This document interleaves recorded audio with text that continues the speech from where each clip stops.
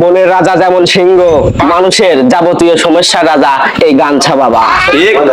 আমরা চলে এসেছি এখন হচ্ছে কুষ্টিয়া জেলার গামছাবাদ দরবারে। দেখা যাচ্ছে সামনে গামছাবা বসে আছে, আমরা তার কাছে যে শুনবো।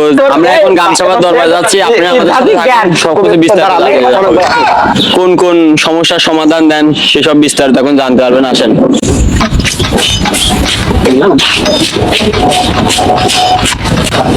তো বন্ধুরা, আমি এখন চলে এসেছি গামছাবাদ দরবারে। এখানে গামছাবাদ দরবারে প্রবেশ করতে হলে গেট ম্যানের পারমিশন লাগবে।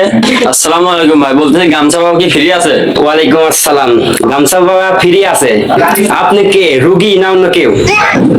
আমি সেই বিখ্যাত টোটো কোম্পানির সরকারি সাংবাদিক ভাই। আপনি কি গেট থেকে পারমিশন নিয়ে আসেন? হ্যাঁ ভাই, আমি মেন গেট থেকে অনুমতি নিয়ে আসি। ও আচ্ছা, আসেন। আপনি কি উজু করা আছে? বাবার যে এত সুনাম, আমি ওজু না করে আসতে পারি এখানে। বাবা তো অনেক বিজি, বাবার সালাম দিয়ে ঢোকেন। আসসালামু আলাইকুম। ওয়ালাইকুম আসসালাম। আপনার কি সমস্যা? এই গামছা বাবার কাছে আইছেন? ভাই আমি তো একজন সাংবাদিক, বাবা গামছা বাবার অনেক সুনাম শুনছি, তাই আমি ইন্টারভিউ নিতে আছি।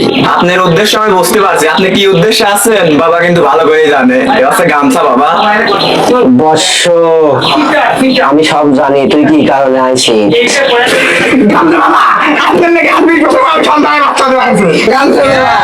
আজ 20 বছর পর আপনার দয়ামে সন্তানের বাচ্চা হতে পেরেছে।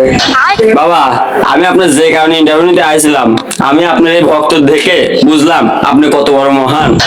টেকনাফ থেকে তেতুলিয়া, ক থেকে চন্দ্রবিন্দু চাঁদ, এ থেকে জেড, বাবা কিন্তু সব জানে। এমনকি আপনি কি উদ্দেশ্যে আছেন বাবা সব জানে। এই বৎস, তুই আমার দিকে থাকা, তুই যে উদ্দেশ্যে আইছিস সব আমার জানা। তোর নাম সাকিবুল, তোর বাসা হাসিনপুর। তুই 2 দিন আগে একটা মেয়াদে ছেঁকা খায়া ট্রেনের তলে মাথা দিছিলি, কথা সবই সত্যি। বন জঙ্গলে, দেশ এবং দেশের বাইরে, এই যে জায়গায় নাম শুনবি সবে গামছা বাবার নাম শুনবি। বুঝতে পারছিস বৎস? বনের রাজা যেমন সিংহ, মানুষের যাবতীয় সমস্যার রাজা এই গামছা বাবা। গামছা বাবা এটাই বাস্তব।